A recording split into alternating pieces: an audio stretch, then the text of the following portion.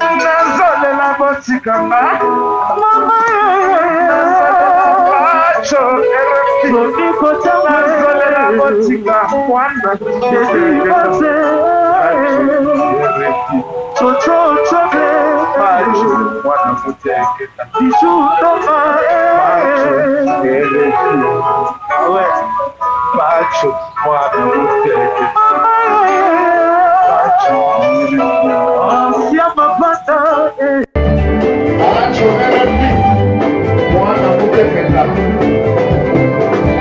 sans polémique, et ça fait œuvre.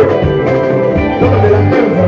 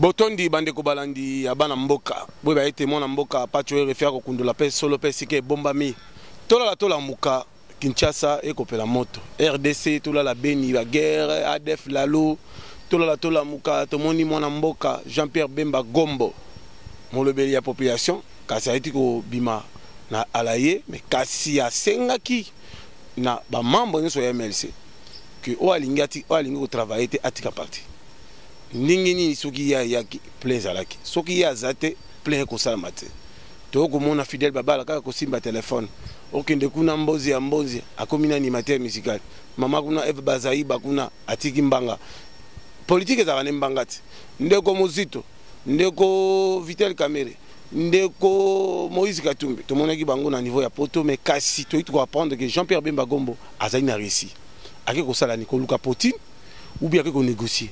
Le comité international, Louis Michel, il doit soutenir l'opposition. Le côté qu'on a Poutine, na Russie, il a dit qu'il doit soutenir la majorité. Tokosuka boni. Na bututo la tola mokatomoni patrouille comme mix, moura et paille, garde présidentielle et paille, pème et paille, police et paille. Tozo ko ibate toko kende wapi. Tokomi wapi na motali mboka. Tola muka. Tomoni kasi ndeko Vitel Kamere tozo comprendre malamu te. Tomoni na fête ya Shadari. Tomoni na fête, tomoni na baninga ne Jean-Pierre Bemba. Tomoni na Félix Tshisekedi. To ebiti aza ko jouer na Jeki Zeng bezani. Est-ce que mon conseiller école Joseph Kabila Kabange discours à salaki na Nations Unies. To remarquer comme tournaye ndeti bandeko mususu basiliki babimi. To kaipe Moïse Katumbi bazaki susu na États-Unis. Est-ce que ça ya solo to kotuna ba leader de l'opinion likanisi na bango ezali nini?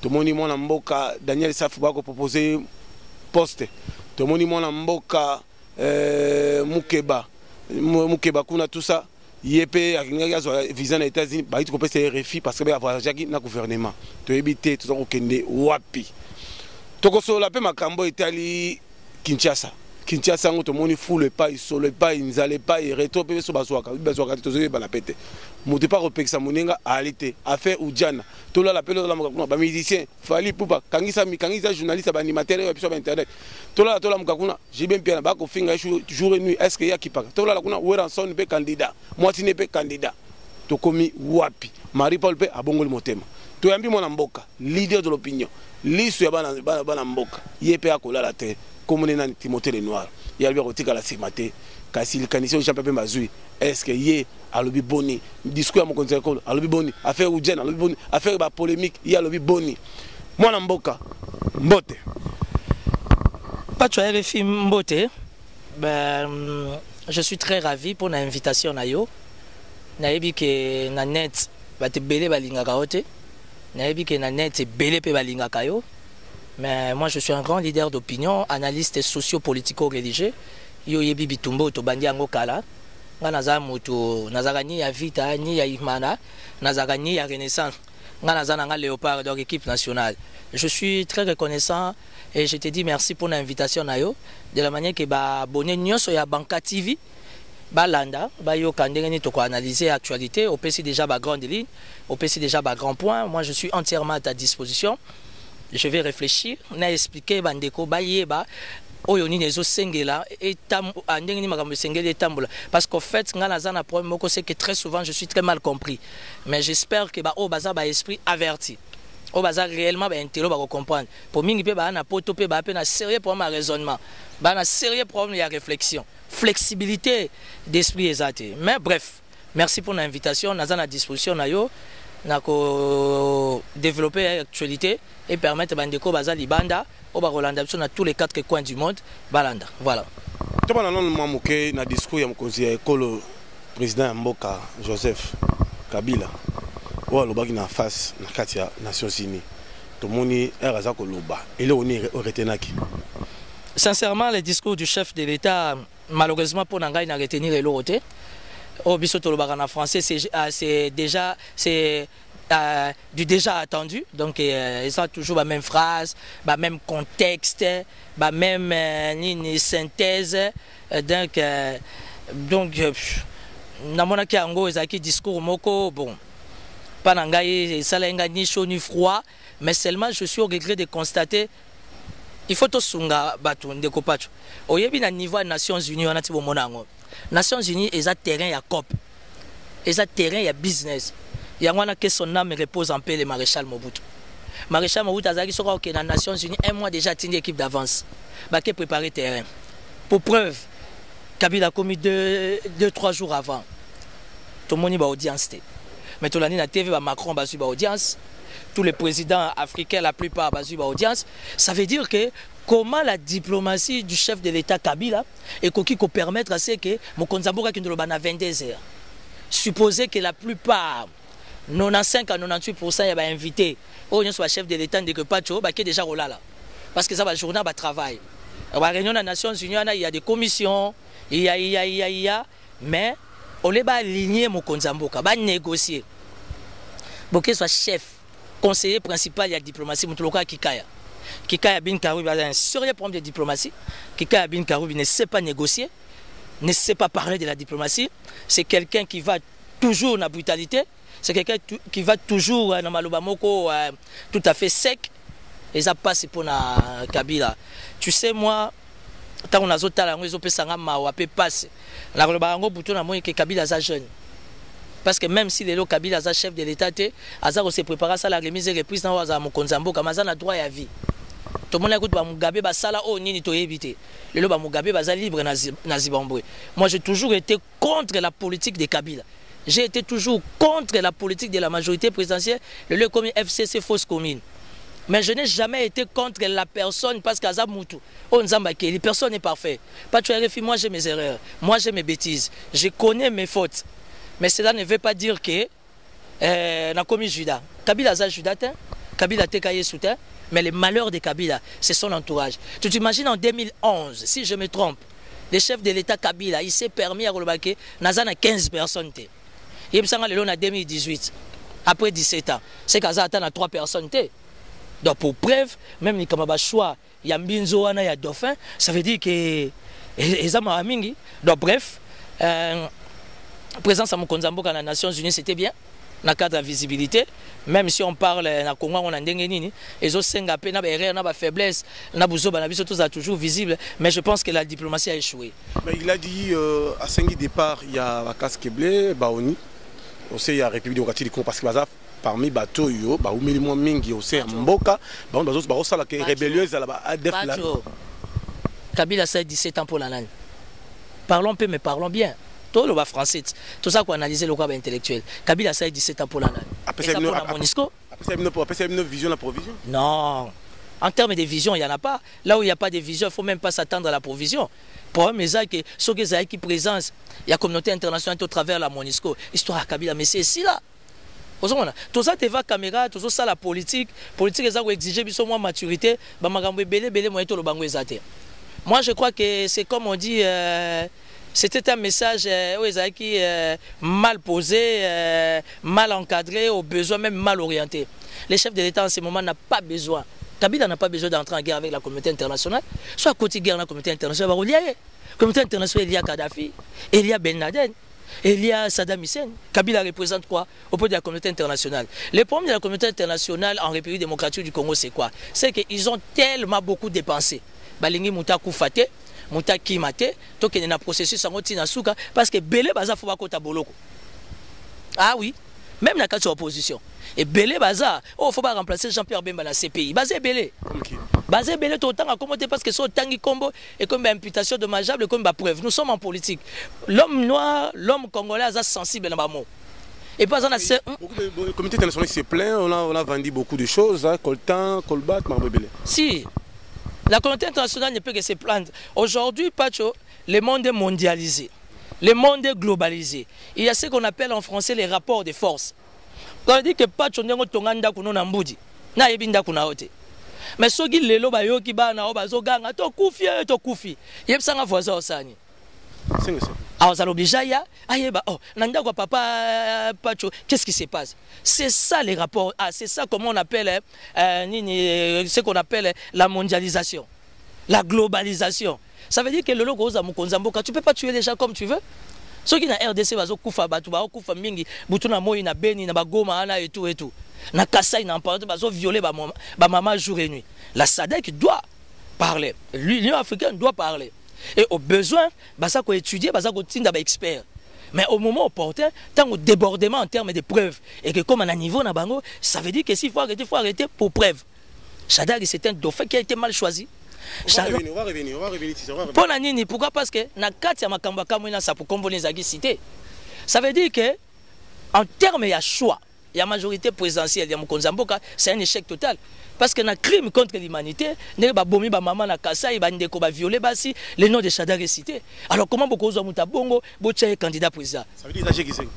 Jekizeng. Shaddad n'est pas le dauphin de Kabila. Tanga data lelo. Kabila va vous donner un dauphin la dernière minute le 23 décembre. Alors la poto bazota la biso mokili mobimba bozolanda banka télévision moi na mboka pa tuer refi journaliste à population to sala musala poto ngamboge kindi liboso to kobanga ba intimidation te to kobanga ba menace te to kobanga okanga te parce que nous sommes nationalistes. Congo appartient à tout le monde, nous sommes libres pour la resolola. Mais na kati wana mokozi yakola sengi kasrible kende mais quand même ba def la luso ko komi na Goma be Bukavu ba mona na ba dikolo ya montagne ba comment ça ba hélicoptère te gouvernement peut bombarder batwana. Pacho. Les lots qui Monisco et qui, moi je vois aucun intérêt à Monisco. Oh, le chef de l'État ou tout ça, les Nations Unies, on appelle ça en français, c'est le jeu des mots.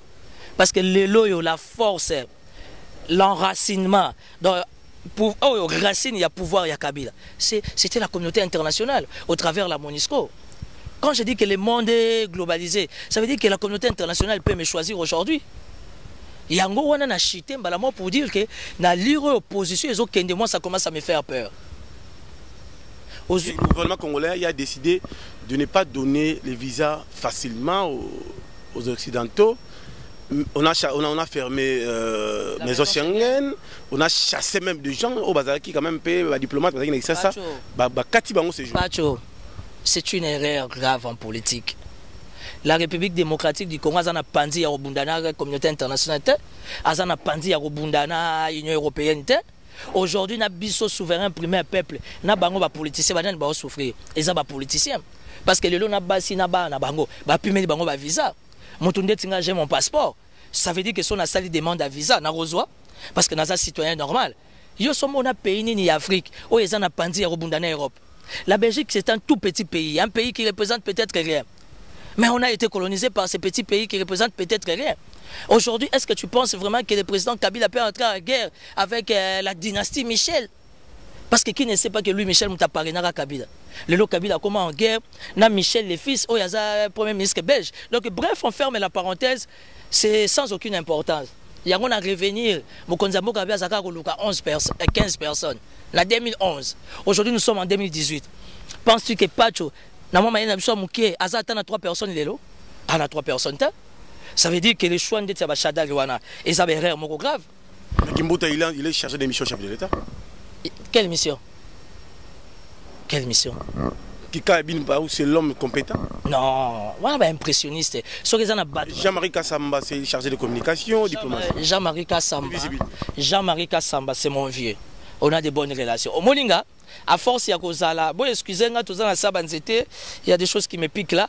Donc, avant, à part d'abord politique, et ça, on va vivre, on a une relation à bien. Jean-Marie Kassamba, ba vie nanga ba Chabani record, ba Jean-Jacques Mutwale, ba papa nanga Adabombole, ba ya Willy Moucheni parce que ba kansa ya Willy Moucheni na ma musique. J'ai de bonnes relations avec des musiciens. Je suis en bonne relation avec mon ami Lobeso GDG et Lumbe Lumbe. J'ai de meilleures relations na vie na yo ya Munokamboka, Jibem Piana, souverain Binadam que j'apprécie, que je respecte beaucoup. Ça veut dire que sotobi ernyo soto mais makaba débat na ba combo. On va déranger les gens. On va frustrer les gens et les gens ne risquent pas. Il y a représenté attention à ma Kamlabiso. Jean-Marie, on a de bonnes relations, comme j'ai de meilleures relations avec Zachary Bababas, j'ai de meilleures relations avec Claude Malouma, j'ai de meilleures relations avec Bienvenu Kindongo, j'ai de bonnes relations avec Kofi Olomide. Donc, bref, avec ceux qui sont à niveau à majorité, j'ai de bonnes relations avec Toussaint Chilombo.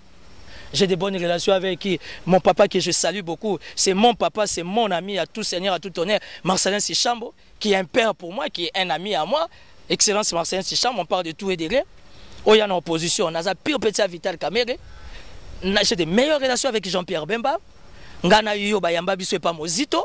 On se connaît très bien. J'ai de bonnes relations avec Ndeko Eliezer, qui est un ami. J'ai de bonnes relations avec Daniel Safou. Donc ça veut dire que Timothée Lenoir n'est pas un garçon conflictuel. Mais je suis en train d'analyser les faits. J'ai un chemin, j'ai un destin, j'ai une vocation, j'ai un appel. Ça veut dire qu'il faut défendre la République Pacho. Et le réseau pour ma Congolais, il y a Congo, il y a Poto, c'est qu'on ne sait pas respecter les valeurs des autres. Il y a des mécaniciens, il y a des mécaniciens, il y a des jardiniers, il y a des politiciens. J'ai bien pu il chante bien. Moi, je suis politicien. Je ne vais pas avoir besoin de mes conseils. Il y a actualité parce qu'il y a à cause de sa actualité, à cause de sa science, à cause de sa documentation, recherche, il y a sa musique. Tu vois? Donc, tout élevé débat, ça veut dire que ça ne vient pas de moi. Les cardinals, qu'est-ce qu'il a dit? Au sein de la majorité, ils sont des médiocres. Ce n'est pas venu de moi. C'est venu de l'église catholique et la majorité présidentielle des Kabila sont des médiocres. Donc, bref, les plus importants, le 23 décembre, il y aura des élections. Alors, moi, je Timothée Lenoir, je suis dans na Congo, tout le monde a un peu tribalisme, côté makasi, tricage entre et bateau va pouvoir ça les circuits fermés pour les autres s'enrichir. On a vu à Dubaï il y a millions de dollars kangi yango outil dans le Congo. Tout le monde mboka lokola Suisse, France, Bruxelles. Il y a déjà mot d'ordre qui bambongo et autorité les mboka et comme surveiller comme ko chambongo mingi na Asie pour qu'on SFR les AT GPS AT au babon. Non, au moins de séances fongola. J'ai la liste. Il y a autorité et majorité en complicité dans autorité et opposition. Oui Bemba tia Oumeli na prison. C'est parce que même au sein du MLC il y a eu des traîtres. Bemba sera Oumeli na prison parce qu'au sein de l'opposition il y a eu des traîtres. Yangowana aujourd'hui de plus en plus j'ai réfléchi. Au moins si natiki sou qui les gens ne comprennent pas, natiki sou qui nazo peigné sou qui té nazo peigné mandé fouté, ça veut dire que je suis en prière. Yo yebi force plus force est égal à force. Tout la masse ça veut dire toi ta composition. Ça veut dire que soko keyo vandi il faut vendre siko au bel et la vraiment biloko nzo to sala.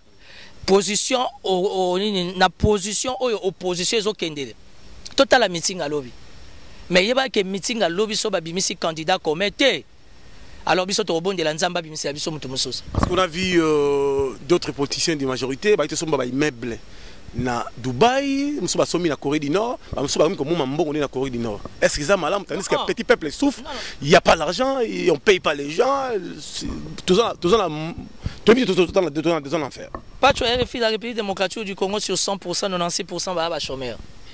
Tout ça na barrage mon néné, c'est important dans le monde et Simbi Afrique.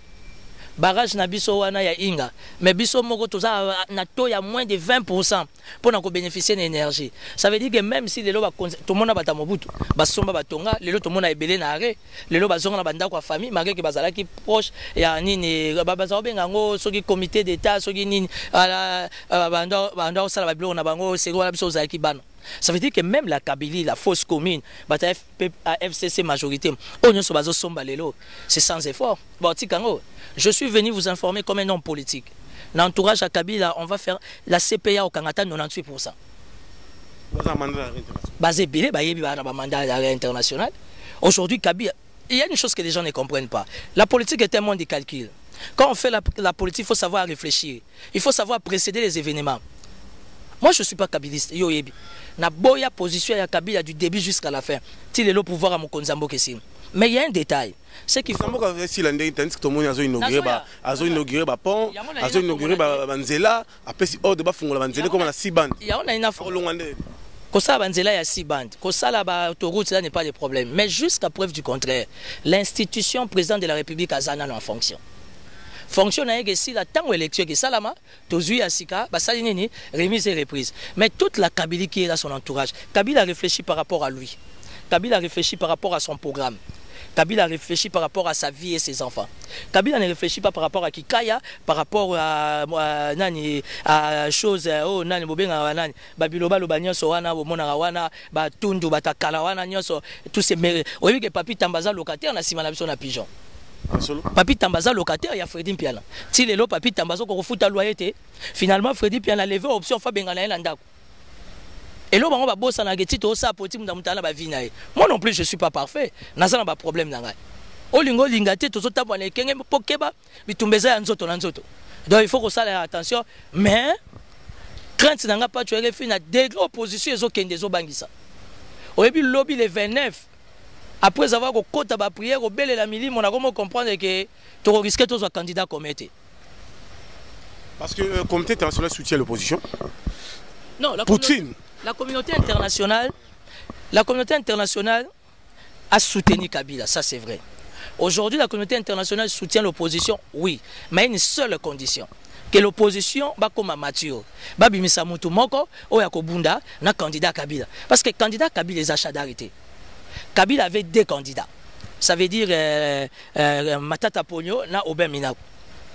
Mais tant qu'on a un système de composition, alors qu'on peut que bateau mi balé bazuzu da ba contact libanda. Au niveau ya comité international, au niveau ya Banque mondiale, bateau ba aussi bisanga touche. Asaye bango système oyo lo bagage kizengi. Abimisi mayo moko faible. J'ai des tintins. Mais que baza na prise de définition. Ata la mona maniope. Ata bona maniope. Prise de finition heureusement tali bisote mena suka en beta bango ilgeta. Bakozwa vraiment candidat bato baza on di matin. Na ndenge lumbe. Yango wana ba candidat mystique baza. Oyo na 21 candidats. Baza à 17 à 18 bato Kabila.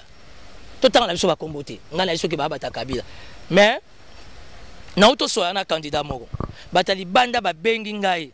Na solo na candidat moko. Il faut na mema yo. Il faut sola nae. Daniel Shekomba. Il est trop jeune. Azana ba moyen. Voilà. A outina ba moyen na ye, libanda aye a soutenir Congo. Daniel Shekomba. J'ai été contacté. Yekuta za muta sanko. Azambo kamoko na Lumumba. Daniel Shekomba. Voilà. Donc Daniel Shekomba ndenga zawana, il soutient ni l'opposition ni la majorité. Moi je suis un allié du MLC. Mais Jean-Pierre Bemba, par rapport à des contraintes politiques et diplomatiques, parce que ce pays a reçu les ordres de libérer Bemba. Ça, ce sont des ordres qui sont venus du Vatican, la Maison Blanche. Mais il s'est fait que juridiquement parlant, diplomatiquement, politiquement parlant, il y a des principes qu'on ne sait pas qu'on déborde. Ça veut dire qu'il faut rester dans les caps. Mais le plus important pour moi, on a pesi comme moi en empaté. Parce que Jean-Pierre Bemba Longwe Igwe, Moutinho soit comme Igwe. Jean-Pierre Bemba comme moi en empaté, ça veut dire que moi en empaté, Azan a droit à la liberté. Et si au besoin, et que candidat comme Bibi dans l'opposition, Jean-Pierre Bemba Ozalo bizarre ça nini a soutenu candidat là. Mais na li on a eu moi 2-3 coups de fil na 3-4 jours pas on a zo banga pour l'opposition. Mais rien n'est perdu. L'obéza le 29, Barozana meeting, tous la totale. Est-ce que l'hôtel de ville a donné l'autorisation sur le meeting? Le gouverneur a reçu l'ordre qui est venu à l'Icrolo, certainement au niveau de la présidence. Opposition, nous sommes en démocratie, nous sommes à départ des élections. Pourquoi ne pas permettre que les opposants se rallient, à la meeting? Ça ne dérange personne. Il n'y aura pas les casses? Non, casse c'est que ça la tête. Tout simplement, la police est à la série. Les gens qui ont femmes mariées, et vous avez alors la police n'a qu'à faire bien son travail, hein, tel que je connais les renseignements. On a choisi. Nous sommes djihadistes, bagarreurs. Au nom de l'alternance, au nom du souverain primaire, ça veut dire que je serai là aussi, na triomphal, Toyoka, et l'Oronini Baroloba. Mais en tout cas, au peuple, azo zela na opposition lobby, na yoko précédé bango. Ça veut dire que peuple, azo zela, baloba que non, eza X. Eza X n'est pas un candidat. Peuple a besoin de machine. La communauté internationale a accepté la machine à voter. La communauté internationale devait envoyer les Américains. Nanga a reçu des ordres de ne pas recevoir les Américains pour checker la machine. Mais les Britanniques et les Anglais, ils ont checké la machine. Ils ont relevé 15 recommandations. Nous devons faire rapport à la communauté internationale, les Nations Unies. Nous acceptons la machine à voter, mais il y a une seule condition, respecter les 15 recommandations. Ça veut dire pas d'infrarouge, pas de Bluetooth, il faut changer les cartes mémoire, il faut revoir les serveurs. Il y en a 15, quelque chose comme ça. Si on a une minute, on a à l'accord de coup. Aza obligé, au nom au nom de la gérance, parce que la communauté internationale gère l'Afrique, Nanga est obligé de respecter les 15 recommandations. Je vous signale que si la haute hiérarchie donne l'ordre, qui disent que non, pouvoir y est tout, est-ce que lui, il va lâcher? Marie et la pression. Nanga. Oui. Est-ce qu'il y a un parcours à Nanga? Mais où est l'ANER? Où est le parquet général? Tu sais que Kabila n'est pas Judas. Oyebi considération, estime, n'a moyen. Kabila peut Sinanga. Sinanga était intelligent, il allait bien organiser les élections. Mais les gens ont ici, si les gens ont commis grand fermier de Tinanga Zate, Nanga va tracter les outils pour tuer les Kimba Moro ici, qui ne le sait pas. Avec quel moyen de bord? Aussi, l'OTAN à la CENI, à départ des élections, les gens sont impayés. Nanga fa remercier Kabe Malumalu. Paix à son âme Abe Malumalu. Nanga, au lieu de Nanga Zaki conseiller pour Mamboka, parce que parcours à mon touté. Qui est Nanga? Nanga était un simple conseiller de qui c'est à Monayato. Hein? Oyazalaki ministre à commerce. Nanga était derrière ba COP à $50, $100. C'est au travers la baie Malumalu, tangu Kabila Bengi Abe a sali comeback, a Zongi Nandaku, a récupéré Nanga. Pourquoi? Parce que Nanga c'est le neveu propre à Marini Bodo. Bah récupérer Nanga, bah pesi Nanga Moussala. Mais la composition. La carte de composition. Mais ceux qui l'élo, ils en ont fermé. Au lieu que Kabila a un adversaire. Parce que le chef de l'État c'était un grand fermier. Et puis un homme d'État il y a solo. Un homme d'affaires il y a solo. Il faut ça la fermier. Ngaku tout niveau Nanga na fonctionné. Mais na ferme à Mounene na Kazangoul. Ferme ya Mounene tu peux pas imaginer. Oh moi Pondu, moi ma bata, moi Bantaba. Mais je te dis que le chef de l'État a un adversaire. À titre ferme, il y a action agricole. Oui, que Nanga déjà comme on a déjà mini kingakat na ici. Mais ma service il faut l'ander là. Ça veut dire que les moyens de bord Mukonzambo kapé ça qui est. Et nga ko permettre au balbana français qu'il n'y ait pas d'ambiguïté. Ça veut dire que les élections se passent en bonne et due forme, libre, démocratique et transparence. Mais Nanga, quelqu'un qui est sorti fauché. Azan a besoin de se retrouver. Nyongo tikala ba avion, nyongo tikala ba immeuble intelligent, tout les qui na moto chef de l'État qui na compte en boka. Non mais yo ka sini ba mon n'aura jamais trop à mabe. Trop à mabe za la tezaka chef nem tazara mabe. Oh faute ya chef ezanini, eza ya ko supporter ba bêtise ba tunae. Ba bilango nyonso nanga sombi na isiro. Ba tracteur e wuti poto nanga lekisango na isiro. Eza ba mbongo ya seni. Lelo ba machine mususa voter eza bloqué. Le lot personnel minga seni bazo futa mate. Donc bref, tu vois que pas tu RFI parlons peu mais parlons bien. Le pays va mal, le pays est malade. Mais quelque chose va se passer. Pourquoi enlever? Et ça va gérer à ta majorité. Et ça va gérer. Tu vas enlever au Saini. Est-ce que vous avez besoin de faire Kabila? Vous avez besoin de faire Tshisekedi? Vous n'avez pas Kabila. Vous n'avez pas Tshisekedi. Alors, si vous avez Moutali, Bambongo, il y a encore à Saint-Sylvestre, et ça Félix, toke na braza na Oyo baliaki ba melaki pe batondaki. Boye bisa anani Félix tomba yambaki na Oyo. Il faut passer un rapport ba yambaki na Oyo. A Soleni na papa Sassou. Et là on y va pesa qui. Après c'est un message de base. Ça veut dire que nous sommes en politique, personne n'est parfait. Tout le monde a ses erreurs. Mais la force de Timothée Lenoir pour n'aller rambo à Moutouté. Est-ce que Vital Kamerhe a joué la carte Moko Wabengi et comme informateur, comme médiateur, comme Niaou, comme chauve-souris, comme l'homme le tyran? Parce que Etienne Tshisekedi Wamulumba, il avait dit que non, Vital Kamerhe c'est le produit propre du chef de l'État, Joseph Kabila. Je le confirme aussi. Vital Kamerhe c'est le produit propre du chef de l'État. Vital Kamerhe il a un problème de vareuse. Pour ne pas dire que non, il a un problème de slip. Non, il a un problème de vareuse. Vital Kamerhe, alors solo, alors lukuta. Yengambo memaka ndenga linga mwasi abato. Et à notre vie privée, na yeto kangi parenthèse. Mais Vital Kamerhe vis-à-vis même de la communauté internationale, a crédible. Pourquoi? Parce que pour la population, Vital Kamerhe a déjà caméléon. Or, Moutou a caméléon, surtout dans un moment sensible. On a besoin de mettre la tête, quelqu'un qui entre parenthèses est clean. Mais Vital Kamerhe, balobi partout. Moi, je n'ai rien contre lui. Il y a un de pas tu as les filles. Le lot vendredi le 28 septembre, lobby samedi le 29 septembre, tous la meeting en opposition. Nous attendons de l'opposition. Nous attendons pas qu'on ait saliboué. Nani président Daniel Shekomba Benga. Abiye bisaba ngai nanga upa nanga na gagner Kabila. Yekuta na besoin ko tuba longola shadari. Bazong sa Kabila na course. Daniel Shekomba. Abia zana makila Lumumba. Tout cela makambo est très important. Bazo landa biso ngonga etali ngonga mais tout cas la moins 7 minutes ya ko 6 émissions. Ndeko Timothée Lenoir ozali mwana mboka na biso tozo komona ndeti ba kinyo ba comme faible. Nanga la moki alala la moki akomi ko boya ba candidat Zakari balibaza étranger. Patrick Bologna étranger. Venant des sous ba boya ki candidatine papa wana Mundela Zaka ministre ya agriculture. Il y a Ndundu Baboye. Ndundu il a travaillé aussi au gouvernement. Moïse Katumbi a été gouverneur. On a été étranger. Moïse Katumbi. Non, au moins il y a des gens Moïse Katumbi est étranger. Le problème c'est quoi? Ça veut dire qu'aujourd'hui Moïse Katumbi s'attaque à Kabila. Baïbani ba secret na bango, on est allé bisoter. Mais il faut tout ça l'audit, il y a gestion à Moïse. Moïse, il faut tout ça l'audit, il y a gestion à Akuna Matata, Katanga Mining, Ezasogi 4-5 boy. Il faut tout ça là, audit, il y a la société à Moïse Katumbi. Parce que nous avons eu l'information que Moïse Katumbi à l'époque quand il était gouverneur, il ne payait pas des impôts. Alors, au moment où les Kanamboka, oh Dieu est juste. Dieu est juste. Nzamba yi makamya do sala. Yangona to sutuka. Eloka sike koko bima. Mais mboko za mboka nzambe bato zo sala ba campagne to moni singa dokolo. Ayaki onga singa soko dokolo soko singa dokolo. Alimwe. Moïse Katumbi acheki makelele ongai kololo pang alimwe. Olenga ko abaki yende sosote. Président Kabila ndeke. Ye wana sosa. Akomi na sensa.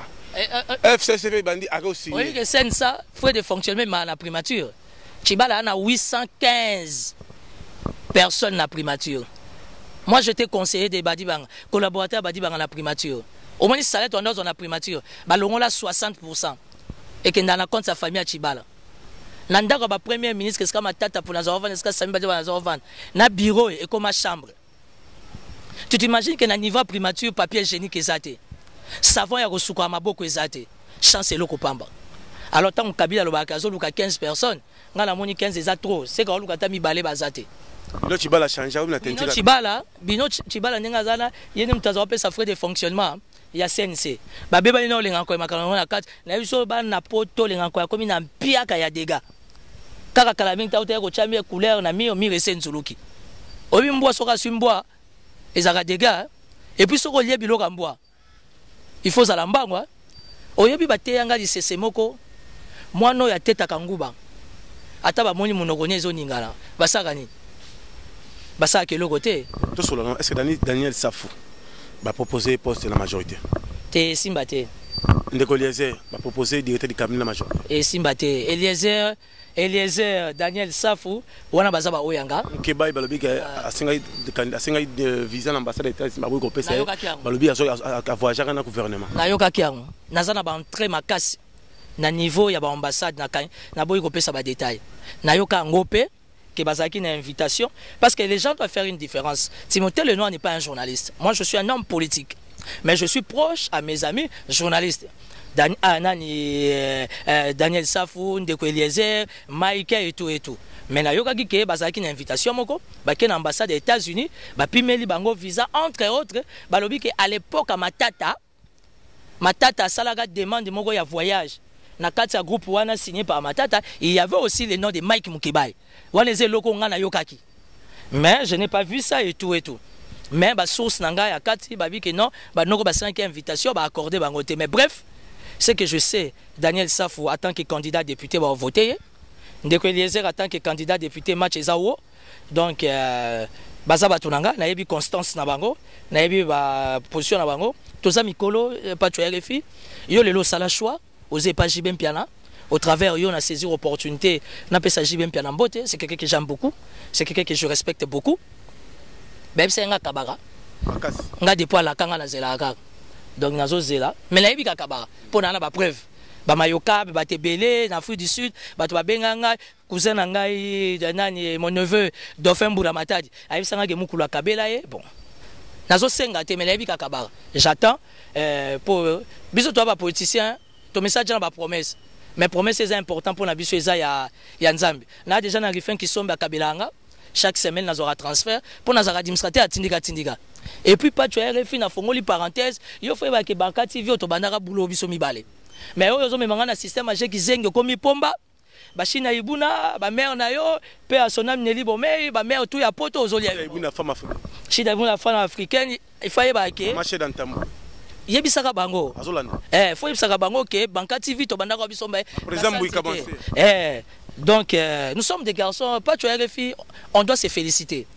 Bato moni bat faut pas respecter Rabiso. Toi na nzalate. Au moni ndako yoza nango. Bate belé na poto ba nango te. Bilango nga na zanango. Mingi basala 30 ans na poto ba nango te. Toza na nzalate, mais tozo bundele kolo. Tolingi ba respecter biso ba valoriser biso. Ma beze pas bata poto ba lingi ba promesse à qui zengi mingi. Nous on est des responsables. Toza na nzalate. Est-ce que Jean-Pierre Bemba Gombo confirme Azan a réussi pour le rejoindre, pour négocier avec Poutine pour sa force, pour attaquer la RDC avec des mercenaires. Jean-Pierre Bemba Azan Mosito, Moïse Katoum. Pas tu as les filles. Option mercenaire, option guerre. À part les jeux et les canabènes. Parce que les jeux et les canabènes, ils ont bloqué la fausse commune. Si vous avez 4 bateaux na Bambeli, na Beni, na Kassai, ils ont bloqué la fausse commune, il y a majorité. Jean-Pierre Bemba aujourd'hui ne peut pas toucher aux armes. La communauté internationale ne permettra aujourd'hui à aucun leader et opposition à Simba Mundouki. La communauté internationale a beaucoup misé, a mis beaucoup trop de moyens. Pour avancer, il y a un processus, il y a un bokaoui. Ça veut dire que l'oko trouble, il y a rien. Tout étape par étape, élection, il y a bimi, pas tu as refait au Boma, au Salaboye, bah étudier dossier na AID, mais même la CPI. Pour ceux qui élection salamité, soulèvement populaire, c'est soulèvement populaire, c'est peuple ananzala. Peuple ananzala. Les locaux tangi commis luxe, les locaux liés à Kinshasa, faut beaucoup de prière, peuple azan anzala. Mais que bana mutana anzala. Tu as besoin de soulèvement. Cour constitutionnel la kataki bemba nan kopo to silika, to silikite. Cour constitutionnel la kataki mozito nan kopo batabando no ba silika, to silikite. Mais cour constitutionnel a coûté na makamnya na katanga. Parce qu'on peut tout dire de Moïse. Pour Moïse, Marie Kazo jouait au Saint-Gabriel, mais Moïse, il faut peu s'abisso audit.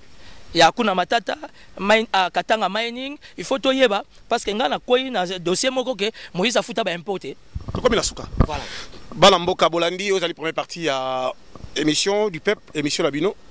Vos réactions s'il vous plaît chers internautes. Merci à Felimba Yamoudjika durable en direct de Paris à Talabiso. Merci à Pape Thioum Kendi la partage moté ma Christelle Ngoma la baronne na Kolanda Biso. Merci à Olivier Vico comme la souka quand même plus à l'idée de l'opinion la kisasa.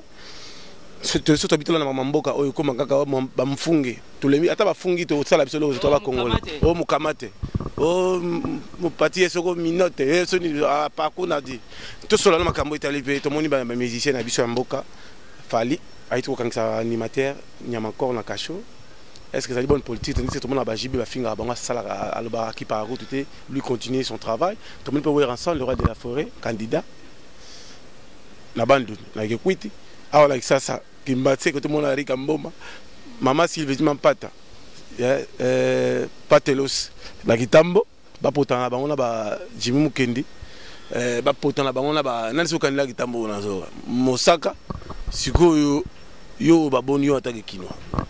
Et que ça l'appelle le côté. Je vais m'adresser à Fally. Fally aujourd'hui, il doit comprendre qu'il est mondial. Mais c'est ce que j'ai contre Fally. Fally a entouré, bon, ils ont malade, il y a des musiciens congolais. Fally a entouré un bureau, il y a des cap, il y a un mystique, il y a un rey mago. On a un bureau qui était kaukat. Koyate, yo yebiska tokutana. Ah oui, ça force plus force est égal à force. Tout la masse. Tout la masse. Faut tout na Yannick Stopira. Tout na Griffin qui sombe papi Kelly. Joël Akele azole la libanga na boaki. Joël Akele na France. Joël Akele azole la libanga na boaki. La dinganga na Mima Wetu. Mima Wetu azole la. Mima Wetu azole la. Na ko découvrir type moko na Grande-Bretagne. Félix Mfuilo. Félix Mfuilo. Abi a commis représentant Timothée Lenoir na Schengen. Donc bref, je suis désolé pour Fally. Fally doit comprendre qu'il est mondial. Nyamakor, c'est un petit qui se cherche. C'est mon petit à moi. C'est un petit qui se cherche. Il paraît qu'Azaraso n'est pas héritier. La plupart, il y a un bureau, tous les héritiers sont mes amis. Mais il y a gâté. L'Obeso et Lumbe GDG, c'est mon ami. On est en contact. Fabrigas, je l'aime, je le respecte. Fally Poupa, une semaine que je dois écouter sa musique. Ce qui réellement Fally Poupa zaka na sucre yebisangai intérêt na zana ngwa kangisa mutuloga Nyamakor. Fally Poupa faut comme à un niveau il y a maturité parce qu'il est déjà mature. Mais faut comme à un niveau ba jibe bazana ngo. Jibe bazana niveau il y a haute mature. Et olingaka ngate ya obeta concert yo moko. D'ailleurs j'étais bloc asuki ne wala. Fally pouvait instruire Soulé. Il pouvait instruire parce que c'est mon neveu, c'est mon cousin propre Fly Nsangu. Akobenga Fly Nsangu bo bengelanga Nyamakor. Nyamakor nga naza muninga na yote, nga naza leader, naza président, j'ai un bureau, j'ai plus de 50 personnes nazo futa, makamna yo ki na CP nangote, sache que prochainement naza na conseil nanga juridique, département sonaki ba biloka bongo na okangisa yo. Mais j'ai vu Soulé na Molière, na Moni ba Didaso, tous ces mondes là, bref, parce que moi je suis analyste socio-politico-religieux. Naza pas un homme social. Ça veut dire que Nyamakor aujourd'hui il est en prison. Fally a gagné l'Euroté. Et ça, il fallait l'Euroté. Parce que Atikalika Fally, Atikalika dit cap la merveille. Fally, je te demande, étant politique, étant de Konayo, Bokila Lokondo et Fapé Kato, système est à Monokamboka. Bimisa Mwana Wana, Ogoyako Memangambo, Sora Bela attention, Sora Bela Gestoma, Sora Zaba Problème na famille, Sora Koufi na Minito, au Lati charge. Parce que c'est la même justice qui va te faire arrêter. Bref, donc je pense que Fally, c'est un garçon très brillant. Si vous avez sentir l'inspiration, à libérer Nyamakor et changer le côté. Ce qui réellement Fally a la guerre n'est héritier. Il est temps Fally n'est héritier Bakola. Il est temps Fally n'est héritier Bakola. Nous on a besoin de la musique. On n'a pas besoin de l'enfantillage. On n'a pas besoin de guerres inutiles. Donc avec censure télémé l'héritier, qui est musique qui n'est jamais là qui ça, et comme la composition. C'est le moment de censurer ça, c'est autre chose. Censurer, il faut être la politicien, parce qu'en ce moment, nous tous, nous avons les yeux braqués cap vers les élections. Censurer la musique indienne. Censurer la musique a bloqué Canal 7, a bloqué Star Time. Oui, la Star Time a payé ça combien le gouvernement? Les Chinois, comme ça, on a expliqué. Parce que dans Star Time, tu as un film porno, dans Canal Plus, tu as un film porno. C'est le travail de la censure, à ce que je sache. Qu'on censurer la musique, c'est vrai, mais la musique n'a pas de zaranine. Ah, ouais, c'est quoi, batela soginzoto. Ça veut dire que moi, si on l'a imité, moi, il ne faut pas sortir avec n'importe qui. Bref. Donc, restons politiques, le principe est clair, match est allé bien, et nous allons bel et bien vers les élections. Tous là, discours, il y a lobby, il y a comment on appelle, il y a opposition, opposition sur tout ça. Toyoka. Na enchaîné ba mon appelle ça mbote na pesi mbote pas tuer affaire Oudjana affaire Oudjana colonel Kassongo général Kassongo a eu idée ya bien et le bon général Kassongo azana ba idée ya bien Mais c'est comme on dit en français, le problème c'est l'applicabilité. C'est mal appliqué. Aujourd'hui, les policiers qui sont mal payés, ils ont prime, ce qu'on peut ordre, ils déformera toujours. Les lois générales qui sont observées au Djana, ça va. Parce que le phénomène au Djana, désordre, les qui n'ont pas comme l'Europe, excusez-moi pour les termes. Mais général qui sont abandonnés dans le roulage. Nous avons des roulages. Na rond-point, il y a Mola, baza 8. Na pompage, baza 15. Na poilou, baza 15. Na ma crevette, kuna baza soki 20. Na couloir Gimbuta, n'en parlons pas. Oye na Sanef, baza 10. Aussi longtemps, na ba souciat. Crime, tous les jours. Population, ça se plaint de problèmes effectifs. Balong la no ba roulage wana. Bosolo ba bien mais ba autorité o ngana yebi ba mala ba ojana ba ebele. Ngamo na yebi combien? Ngamo na yebi combien? Soto kena ba kinkole wana ba lero na ba zamba na ba lero. Kuta bango kula. Autorité ni ya mboko azana ojana te. Ba sebele. Encore mbongo aleta elengia. Nga bango po ba za moto. Nto baza ko utiliser ba étoile bato. Nous avons des autorités occultistes, des satanistes. Baza ko utiliser ba étoile bana bato. Donc quelque part, il a fallu que Nzambe pe asimba mutema ya batu ndenge ba leli. OK, je n'ai qu'à son raison que quelque part l'orazo ça là c'est un combat spirituel. Azo délivrer pe quelque part ville. Parce que le phénomène aujourd'hui c'est spirituel. Ba autorité belé baza s'abuser na bana bata 15 à 16 à 17 ans. Ça veut dire que biso to na bana ba 16 à 17 ans soko bateli moi na te venir à moi les a kobeba. OK, moi na lobia ko za ministre. On a seul candidat. Bon, bonne chance, nous sommes en démocratie. Patelos. Non, bonne chance à tout le monde. Bonne chance à tout le monde. Tout le monde est libre d'être candidat. C'est ça la démocratie. Bonne chance à Weranson. J.B. Mpiala n'est pas candidat. Mon ami Monsaka, que je salue beaucoup, il est candidat. Nous, on est là, on va les soutenir. Hein. Biso toi, on a biso libre. Candidat à la présidence. Il candidat à la présidentielle. Na sali ba point de presse, na leki na ba BBC, na leki na ba réseau tout, mais au nom de l'alternance, il fallait s'aligner devant un candidat. J'avais fait alliance avec Jean-Pierre Bemba. Aujourd'hui, Jean-Pierre Bemba se retrouve devant des contraintes politiques. Naza toujours na MLC jusqu'à preuve du contraire. En attendant, Naza qu'observer. Cela non plus ne m'empêche pas parce que Bemba n'est pas candidat. Bemba Siliki pour téléphone, la bengi na téléphone la Bible. Naza lo banabino. ML sango soko lingite longwa. Ngai na yaki na kisasa bato zake belé siko neni nga na zate bato bazo la mingi te ezaka po filer baba la fina mingi téléphone po mingi mbozi ayemba ka mingi po bazo nga batia Timothée porte-parole à MLC. Non, moi je ne suis pas du MLC, moi je suis un allié du MLC. Maman Eve a travaillé mingi, c'est bien, mais ce n'est pas bien, c'est une femme.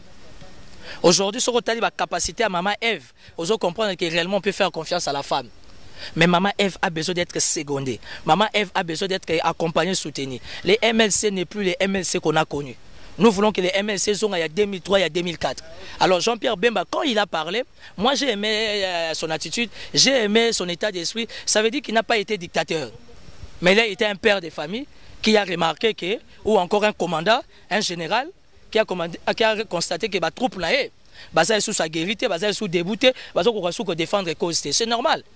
S'il faut faire, s'occuper de la communication à MLC, bon, je suis dispo hein, parce que MLC a les deux meilleures chaînes où ils ont suivi. Tout ça, on a CCTV et Canal Kin. Bambote à tout seigneur, à tout honneur. Je salue le président Jean-Pierre Bemba. Courage Jean-Pierre Bemba, c'est ça la vie d'un homme. Je salue le président Alain Daniel Chekomba, candidat président indépendant. On a parlé, il y a des gens qui sont intelligents. Il y a des gens qui ont une vision pour cette pays, pour cette belle nation. Il y a des gens qui veulent réellement le bien-être de la nation congolaise. Daniel Chekomba, que je salue en passant. Toutes les bonnes choses, président. Je salue tout le monde. Rifin Kisombe, Papi Kelly. Moutounanga Yakati de tout le temps. Stopira. Yannick Stopira en pointe. Jimmy Achokwazo de la Libanga. Malela de London, Anna Nyongangai. JP Mindia ana nyongo ngai Telinko ayebisinga na zala calme Félix Mfouille loupé na pesimbote Pasteur Nicolas Tongo parce que na Londres wana na diaspora il y a des hommes de Dieu qui sont crédibles.